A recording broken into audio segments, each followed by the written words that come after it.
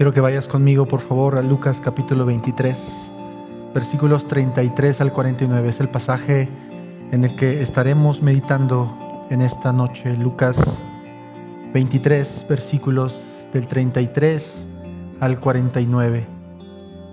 Dice la palabra del Señor: cuando llegaron al lugar llamado la Calavera, es decir, el Gólgota, crucificaron allí a Jesús y a los malhechores, uno a la derecha y otro a la izquierda. Y Jesús decía: Padre, perdónalos porque no saben lo que hacen. Y los soldados echaron suertes repartiéndose entre sí sus vestidos. El pueblo estaba allí mirando, y aún los gobernantes se burlaban de él, diciendo: a otro salvó, que se salve él mismo, si este es el Cristo de Dios, su escogido. Los soldados también se burlaban de Jesús y se acercaban a él y le ofrecían vinagre, diciendo: si tú eres el rey de los judíos, sálvate a ti mismo. Había también una inscripción sobre él que decía: este es el rey de los judíos. Uno de los malhechores que estaban colgados allí le lanzaba insultos, diciendo: ¿no eres tú el Cristo? Sálvate a ti mismo y a nosotros. Pero el otro le contestó y reprendiéndole dijo: ¿ni siquiera temes tú a Dios, a pesar de que estás bajo la misma condena? Nosotros, a la verdad, justamente porque recibimos lo que merecemos por nuestros hechos, pero este nada malo ha hecho. Y añadió: Jesús, acuérdate de mí cuando vengas en tu reino. Entonces Jesús le dijo: en verdad te digo, hoy estarás conmigo en el paraíso. Era ya como la hora sexta cuando descendieron tinieblas sobre toda la tierra hasta la hora novena. Al eclipsarse el sol, el velo del templo se rasgó en dos, y Jesús, clamando a gran voz, dijo: Padre, en tus manos encomiendo mi espíritu. Habiendo dicho esto, expiró. Al ver el centurión lo que había sucedido, glorificaba a Dios, diciendo: ciertamente este hombre era inocente. Todas las multitudes que se habían reunido para presenciar este espectáculo, al observar lo que había acontecido, se volvieron golpeándose el pecho. Pero todos los conocidos de Jesús y las mujeres que lo habían acompañado desde Galilea estaban a cierta distancia viendo estas cosas.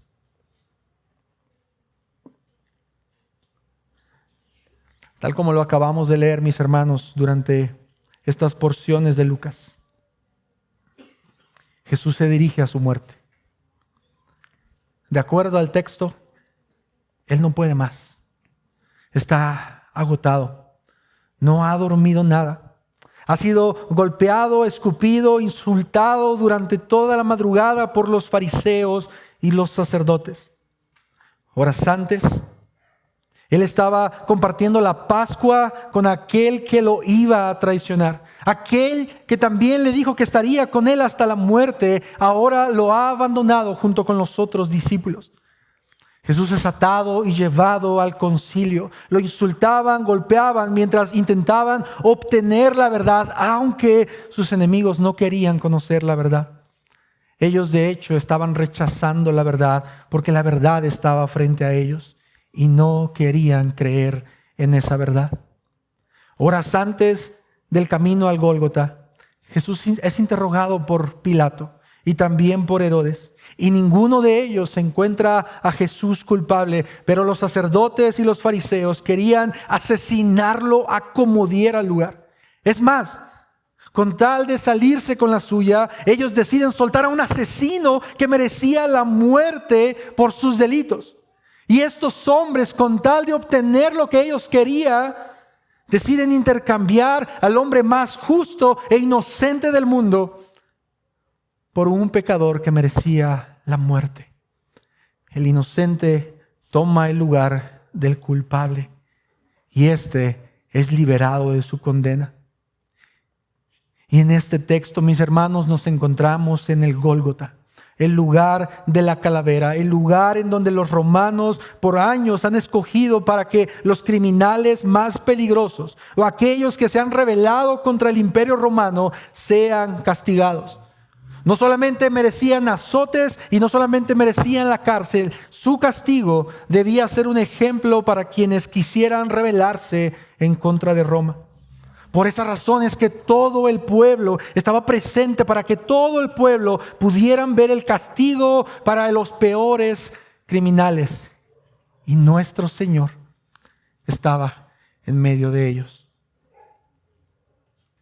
Sí, mis hermanos, aquel que días antes era recibido en el mismo lugar con palmas y mantos, aquel que días antes entraba en un burrito humilde y triunfante, ahora está clavado en una cruz frente a todo el pueblo, desnudo y avergonzado por los soldados.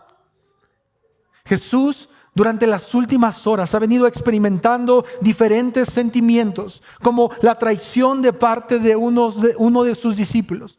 Ha sido ignorado por sus discípulos cuando en la Santa Cena Él les dijo que moriría muy pronto. Y en lugar de que sus discípulos se afligieran y comprendieran la situación, ellos comenzaron a discutir quién de ellos sería el más importante. Jesús experimenta la negación de Pedro. Jesús experimenta la agonía en el Getsemaní. Él recibe el beso de un traidor. Es apresado con espadas y palos y es amarrado como un criminal. Es abandonado por todos aquellos que decían amarlo hasta el final. En el concilio, Él es humillado, escupido, golpeado, insultado, azotado. Y hay una corona de espinas que está atravesando su piel. Esta corona es dada como una burla por los soldados. Y después de eso, este Cristo es obligado a cargar su cruz hasta el Gólgota. Pero Él no puede más. Los golpes, los latigazos y las heridas no le permiten continuar su camino por sí solo, cargando esa pesada cruz de madera. Y por esa razón alguien más tiene que ayudarlo. Pero su castigo no ha terminado aún, porque el Cristo es crucificado. Sus manos y sus pies son clavadas al madero y Él está sintiendo ese dolor en su cuerpo. Mientras su espalda, deshecha por los latigazos, raspa con las astillas de la cruz. Él intenta ponerse de pie, pero al mismo tiempo siente el dolor del clavo atravesándolo. Siente el dolor por quererse sostener, pero el metal en sus pies le genera un dolor indescriptible. Su respiración comienza a acelerar, su corazón late cada vez más rápido porque no puede sostenerse más. Y mientras eso sucede, su sangre está siendo derramada por todo su cuerpo. Desde su cabeza, sus manos, su espalda, desde su rostro que ha sido golpeado, sus piernas y sus pies. La sangre ha cubierto su cuerpo.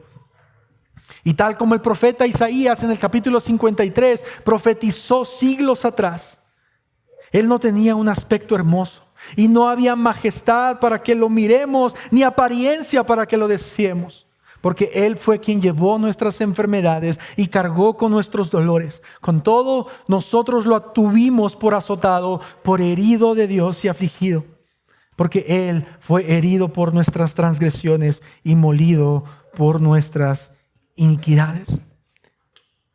Y mis hermanos, esto era lo que Cristo estaba experimentando: vergüenza y humillación, al ver incluso que los soldados que lo habían crucificado se peleaban por quedarse con sus ropas.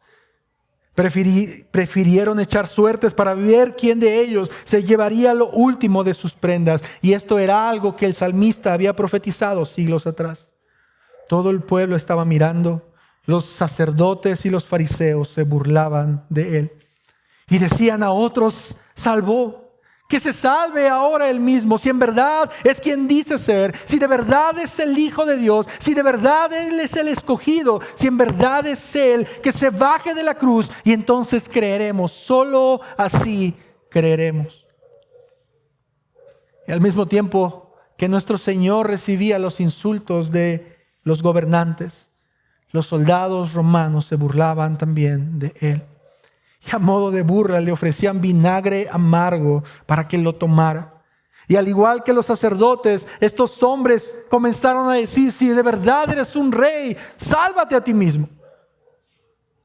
Esto es lo que decía la inscripción que estaba escrita en su cabeza: este es el rey de los judíos. Hasta aquí ha llegado este que se decía ser un rey. Aquel judío que estaba agonizando, clavado en un madero junto a dos ladrones, Aquel que días atrás había entrado triunfante, ahora está muriendo y está siendo motivo de burla de muchos. Pero ¿sabes qué es lo increíble que el pasaje nos muestra? Es que aun con todo y el dolor que estaba experimentando, este Cristo eleva su voz al Padre y dice: Padre, perdónalos, porque no saben lo que hacen. Este hombre que estaba experimentando un sufrimiento terrible, levanta la mirada al cielo y eleva su voz y dice: Padre, perdónalos, porque no saben lo que hacen. Quiero que puedas ver conmigo, familia, en esta primera declaración del Cristo, cómo Él, a pesar de estar sufriendo y agonizando, muestra amor y misericordia a personas que no lo merecían. Y ora al Padre pidiendo misericordia. Intercede por un pueblo necio y pecador que tenía colgado al Hijo de Dios.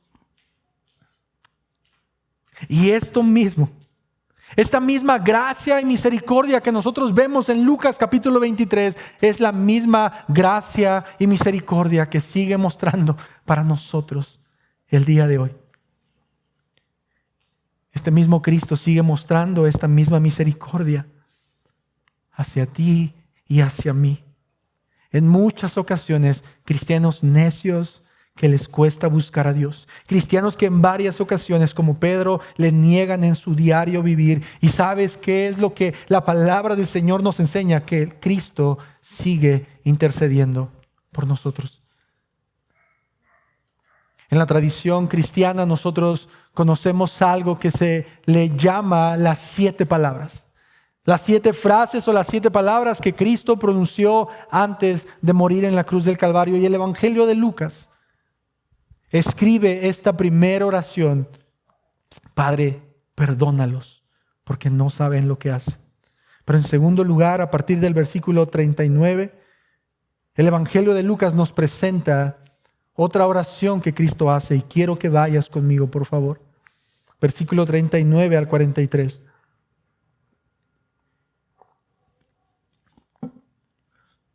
Uno de los malhechores que estaban colgados allí le lanzaban insultos diciendo: ¿no eres tú el Cristo? Sálvate a ti mismo y a nosotros. Pero el otro le contestó y reprendiéndolo dijo: ¿ni siquiera temes tú a Dios a pesar de que estás bajo la misma condena? Nosotros, a la verdad, justamente porque recibimos lo que merecemos por nuestros hechos. Pero este nada malo ha hecho. Y añadió: Jesús, acuérdate de mí cuando vengas en tu reino. Entonces Jesús le dijo: en verdad te digo, hoy estarás conmigo en el paraíso. De acuerdo al Evangelio de Lucas, iglesia, los insultos de los gobernantes, de los fariseos, de los escribas, los insultos de las personas que estaban al lado, los insultos de los soldados no eran suficientes, porque ahora uno de los ladrones que estaba a su lado también comenzó a agredirlo. Aquel que estaba a su lado y que estaba recibiendo exactamente el mismo castigo, aquel que estaba clavado en el madero, al igual que Jesús, estaba blasfemando en contra de él. Durante todo el ministerio de Cristo, tú y yo podemos ver que Jesús siempre estuvo rodeado de personas rechazadas.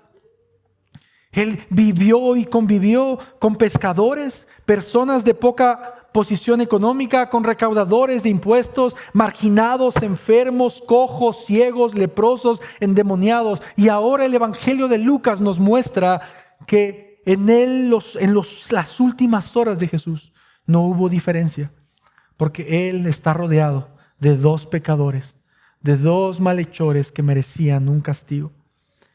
Y este primer hombre que describe Lucas, que se encontraba a un lado de Jesús, comienza a insultarlo, y en lugar de mirar su propia condición, en lugar de ver su propio pecado, él decide utilizar las últimas horas para reprocharle al Hijo de Dios.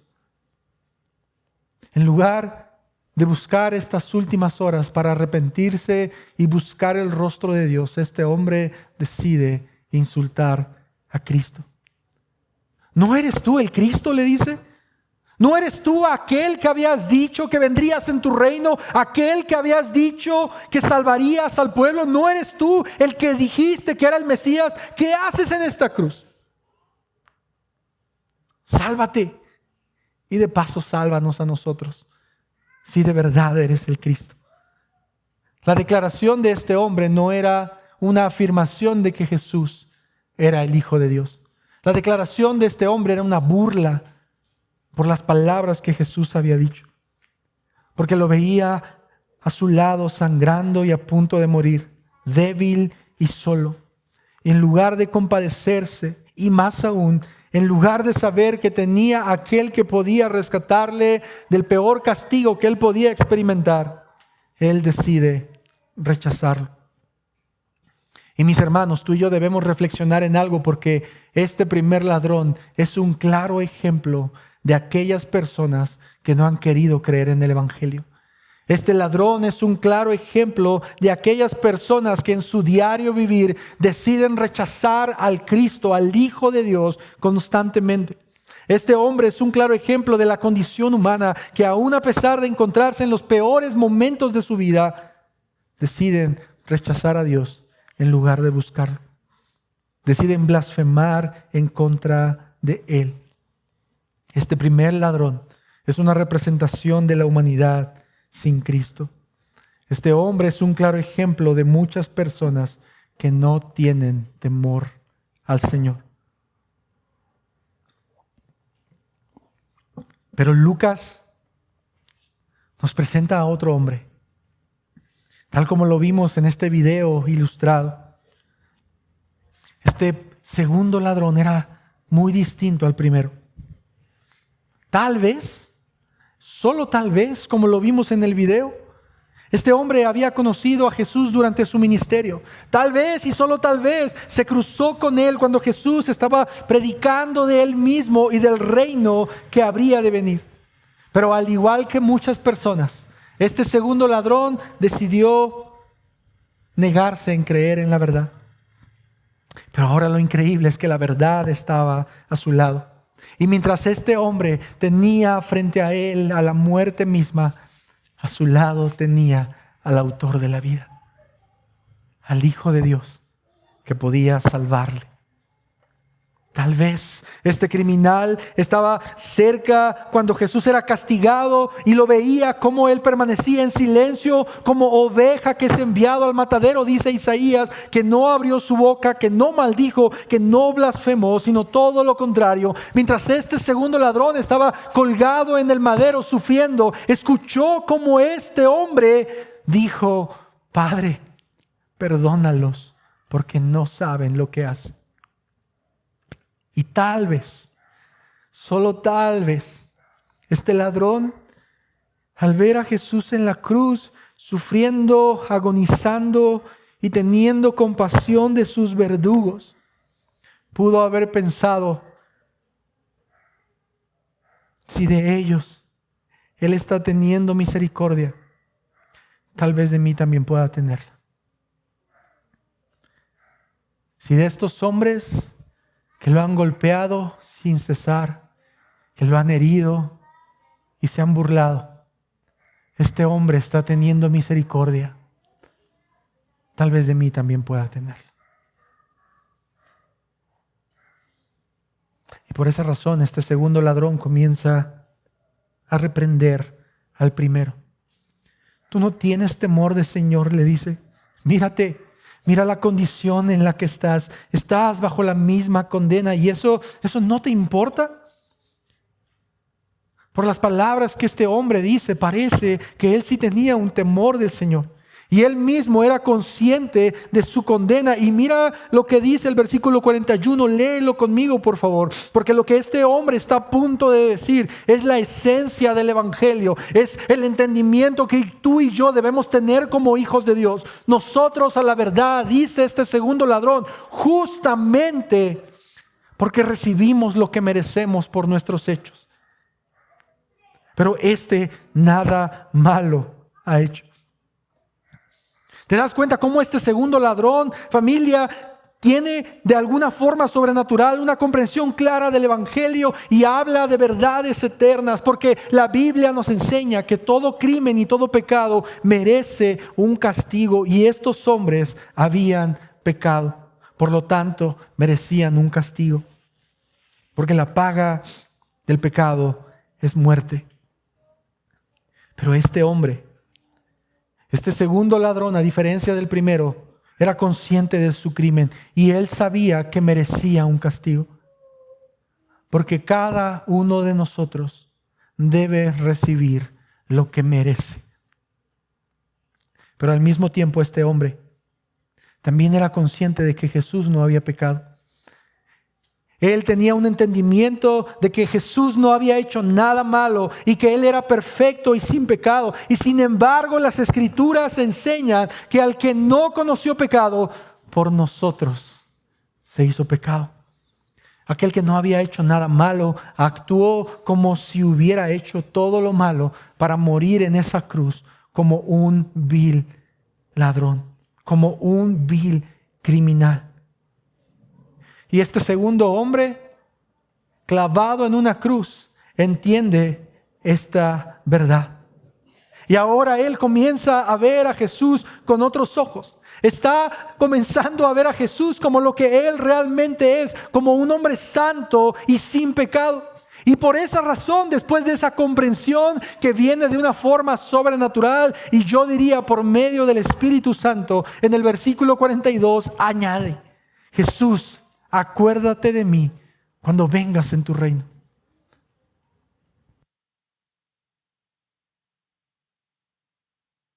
Acuérdate de mí cuando vengas en tu reino. Familia, ¿qué implicaciones tiene esta declaración? Las implicaciones que estas palabras de este hombre acaba de decir tienen implicaciones eternas. Porque este hombre en esa cruz está creyendo, número uno, que Jesús no terminaría en la muerte. Que Jesús no solo terminaría ahí. Este hombre de alguna forma está creyendo en la resurrección del Cristo, del Mesías. Pero también está creyendo que este Cristo volverá. Y por eso es que le dice: acuérdate de mí cuando vengas. Pero no solo eso. Este ladrón también estaba consciente de que Jesús reinaría tal como Él lo había dicho. Acuérdate de mí cuando vengas en tu reino. Y esta es la esencia del Evangelio para todos nosotros. La esencia de lo que nosotros como cristianos debemos de creer. Que Jesús es sin pecado, que Jesús no terminó en una tumba, solamente que Jesús volverá por su iglesia y que Jesús reinará por la eternidad. ¿Y cuál es la respuesta de nuestro Señor ante esta declaración? De acuerdo al versículo 43, y esta es la segunda palabra que Lucas registra. Entonces Jesús le dijo: en verdad te digo, hoy estarás conmigo en el paraíso. Iglesia, tú y yo debemos reflexionar en lo que esta declaración significa, no solo para ese segundo ladrón, sino para cada uno de aquellos que hemos creído en el Evangelio. Porque Lucas 23 nos presenta el Evangelio mostrado a un pecador que a los ojos del mundo no merecía misericordia. Lucas capítulo 23 nos presenta el intercambio que Jesús hace por los pecadores, el justo por los injustos. Cristo recibiendo los insultos y el castigo para que personas como el ladrón que estaban a su lado no experimentaran el verdadero castigo, que en realidad era la ira de Dios. Y Lucas capítulo 23 hace una comparación entre este segundo ladrón y cada uno de nosotros que hemos creído en el Cristo. Porque todos nosotros merecíamos un castigo.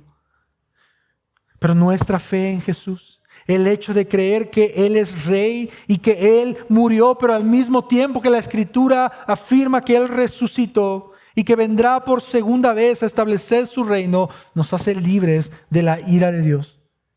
Y nos da la promesa, al igual que este segundo ladrón, que estaremos con Él por la eternidad. Este hombre no pudo hacer obras que demostraran su conversión, más que declarar quién era el Cristo. Él no tuvo tiempo de pedir perdón a las personas que lastimó. Este hombre no se bautizó, no tuvo estudios teológicos, no conoció a profundidad la vida de Jesús. Es más, no fue a la iglesia y tampoco mostró amor por su prójimo.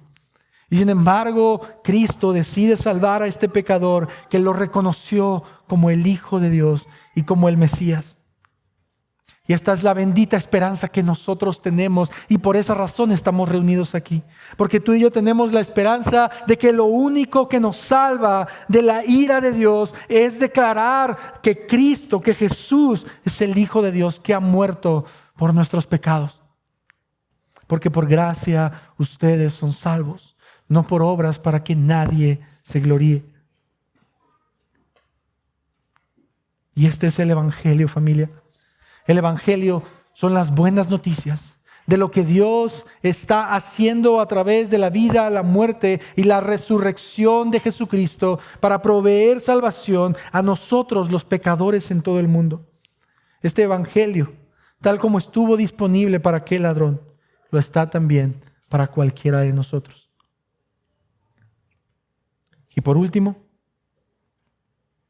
versículo 44 al 49 se nos presenta la tercera declaración de Jesús. Léelo conmigo, por favor, versículo 44 al 49.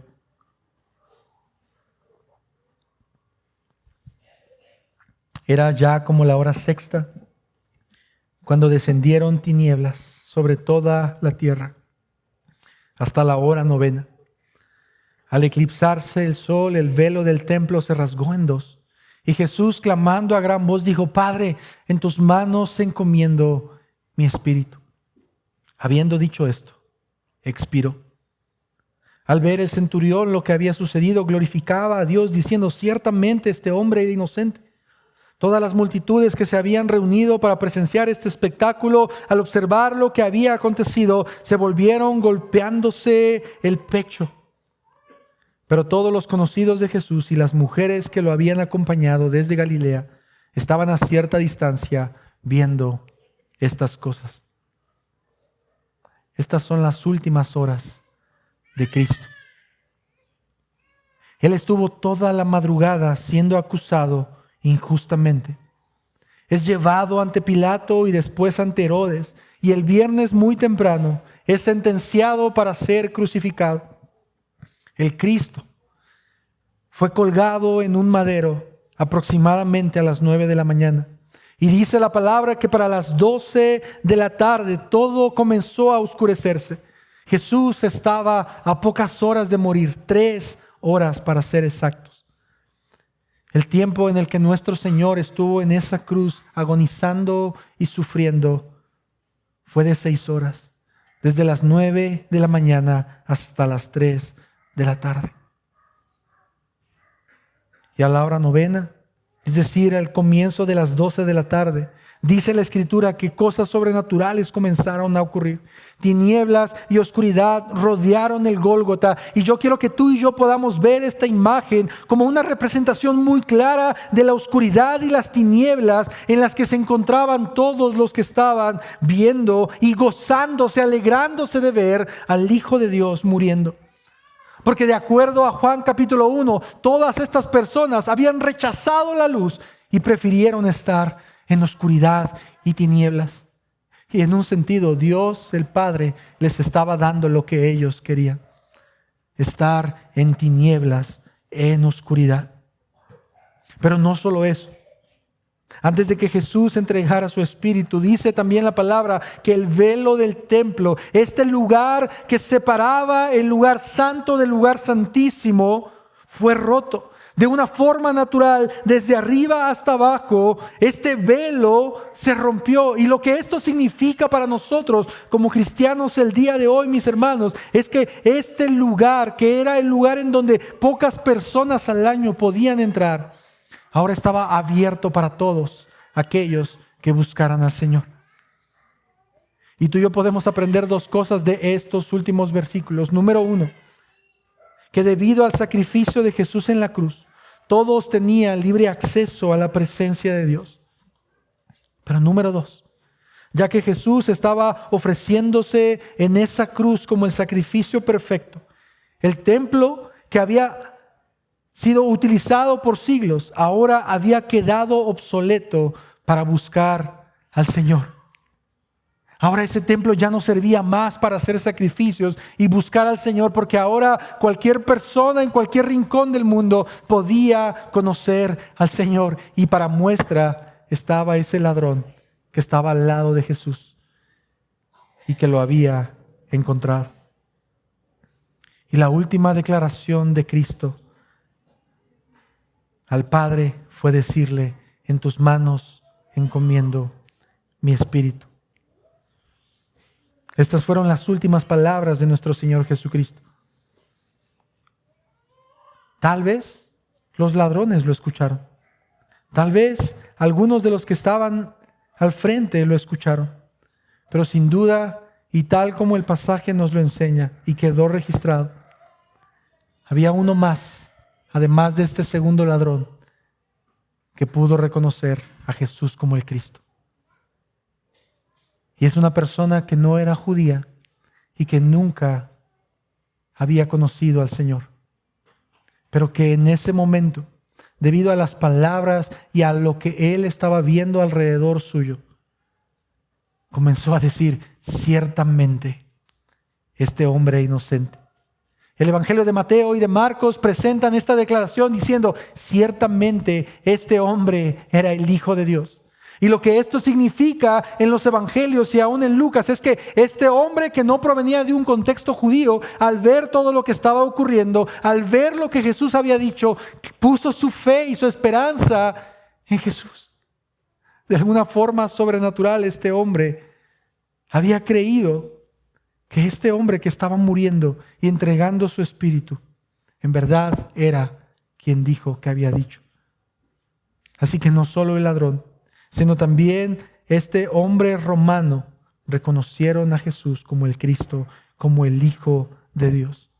En el lugar menos esperado, estos hombres recibieron la revelación de Dios. Por un lado, un hombre que era prisionero y que estaba a punto de morir, y por el otro, un hombre que aparentemente era libre y tenía el poder. Ambos, de diferente nación, diferente contexto, diferente situación económica, pero que tenían la misma necesidad.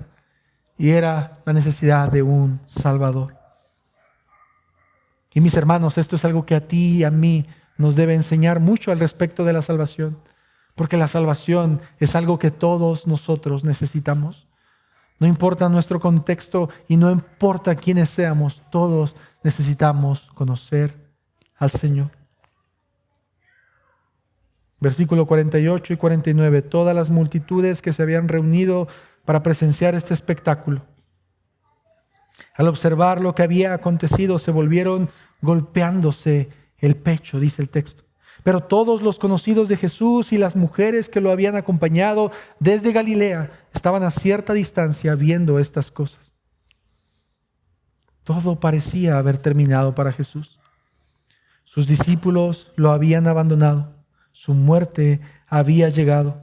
Sus enemigos aparentemente habían ganado. Satanás celebraba junto con sus demonios su aparente victoria. Todo había terminado. La gente que había ido a ver la crucifixión ahora está regresando a sus lugares y a sus hogares, dándose golpes de pecho, pero no por arrepentimiento, sino por remordimiento de lo que habían visto. No hubo un cambio, no hubo una conversión, solo se sintieron mal de lo que había ocurrido. Esta sección de Lucas nos muestra que solo las mujeres y algunos que conocieron a Jesús permanecieron a lo lejos y fueron testigos de estas verdades. Y mis hermanos, quiero que tú y yo en esta noche terminemos de esta manera reflexionando en la muerte de Jesús y en lo que las implicaciones para nosotros, en lo que significa esta verdad para nosotros.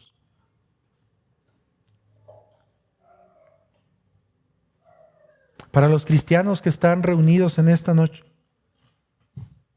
quiero pedirte que así como estás sentado, puedas meditar en este canto que vamos a entonar.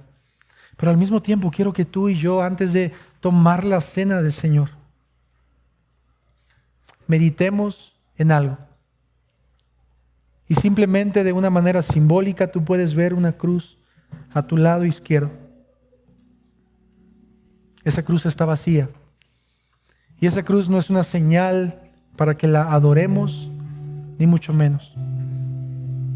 Pero yo quiero que tú puedas meditar, si tú eres un creyente, que puedas ver esa cruz con dolor por saber que tu pecado hizo que el Hijo de Dios terminara ahí.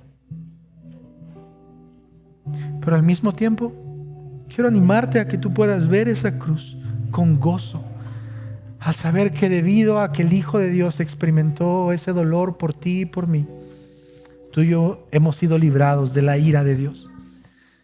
Y ahora nuestro dolor ha sido pagado por Jesús. En este texto, los ladrones representan a los dos tipos de personas que hay en el mundo. El primer ladrón representa a aquellas personas que han escuchado de Jesús y simplemente lo ignoran y lo rechazan. Y este segundo ladrón representa a personas como nosotros, que hemos escuchado de Jesús y hemos creído en Él.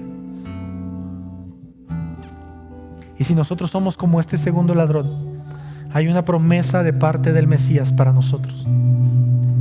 Y es que el Señor nos ha perdonado y el Señor tiene reservado un lugar para nosotros en la eternidad. Y si hay alguien que por invitación, por algún familiar, algún amigo está con nosotros en esta noche, quiero decirte que lamentablemente tú eres el primer grupo de personas, como los fariseos y los gobernantes, que al mirar a Cristo se burlaban de Él. Y tal vez has pasado toda tu vida rechazándolo, sintiendo que no necesitas a ese hombre para que tu vida esté bien. Tal vez, y como el segundo ladrón, en ocasiones en las que te has sentido afligido o agobiado, en lugar de correr a la cruz y arrodillarte delante de Dios, has pensado: yo no necesito de este hombre. Yo puedo por mí mismo. Mis propias fuerzas son suficientes para lograr salir de este problema. Y déjame decirte algo: el Señor sigue teniendo misericordia y compasión de ti. Y el Señor quiere mostrar su amor hacia ti. Te suplico que no lo rechaces. Y que esta noche sea una oportunidad para que tú vengas a sus pies, arrepentido, y creas en este evangelio. Padre, gracias. Gracias por enviar a tu Hijo en la cruz del Calvario. Gracias por la cruz, Señor. Gracias por la muerte expiatoria de tu Hijo.